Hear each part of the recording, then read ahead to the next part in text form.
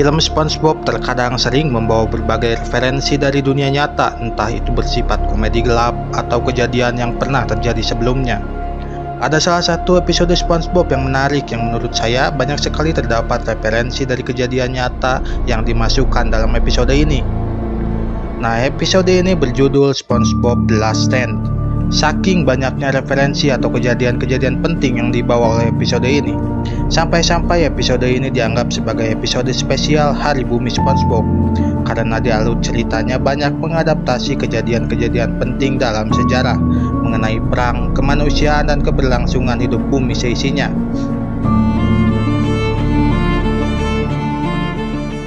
Nah, di samping cerita utama episode ini yang terang-terangan menyindir perusakan lingkungan, ada beberapa scene dengan pesan tersembunyi, seperti saat adegan SpongeBob menghadang bulldozer Plankton yang merupakan referensi dari pria yang menghadang barisan tank dalam protes berdarah di lapangan Tiananmen pada tahun 1989.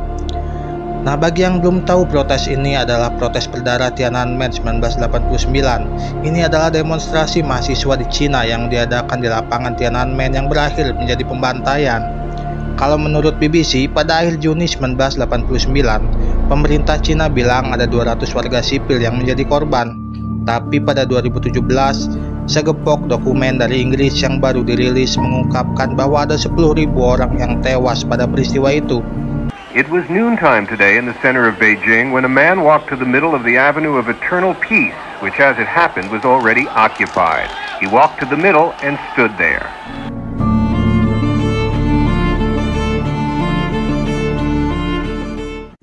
Selanjutnya, jika kalian ingat adegan ketika SpongeBob dan Patrick bak seorang pengamen jalanan berpakaian hippies.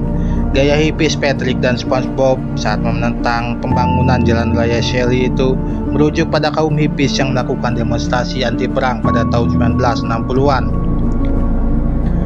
Hippies sendiri adalah sebuah gerakan yang berkembang di Amerika Serikat pada 1960 hingga 1970-an dan menyebar ke seluruh dunia saat keterlibatan Amerika Serikat dalam Perang Vietnam menjadi pemicu utama gerakan hippie muncul ke permukaan.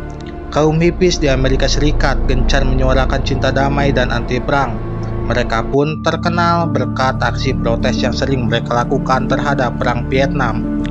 Kaum hippies terkenal dengan salah satu slogan perdamaian mereka yang berbunyi, "Make love, not war." A companion peace demonstration brings out 50,000 marchers in downtown San Francisco. They parade 2 miles along Market Street, pacifists and hippies together.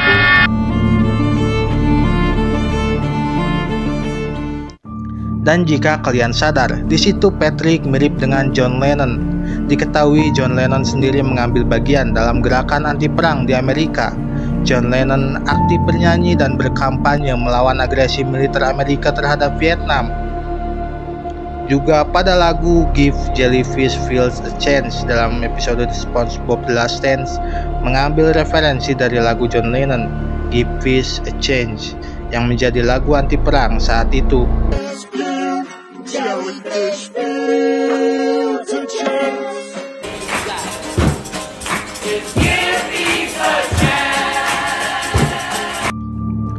Lalu dari scene Plankton yang berkata, "Aku suka bau aspal panas di pagi hari."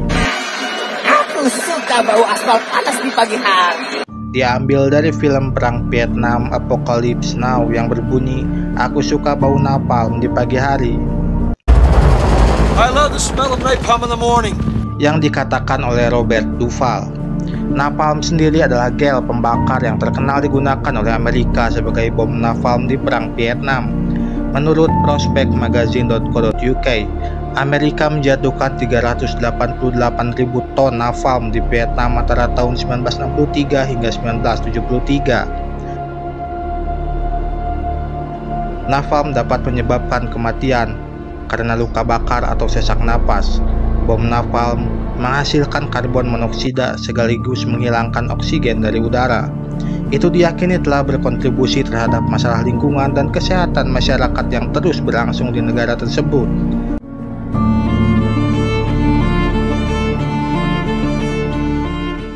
Walaupun banyak terkandung pesan positif dalam episode ini, Tapi tetap episode ini menuai kritik dari kaum konservatif Amerika yang berpendapat bahwa Nickelodeon mempromosikan environmentalisme melalui episode ini. Tapi justru di tengah maraknya berbagai eksploitasi lingkungan, peperangan, dan konflik lainnya, Nickelodeon berani mengampanyekan Hari Bumi dengan episode bertemakan lingkungan.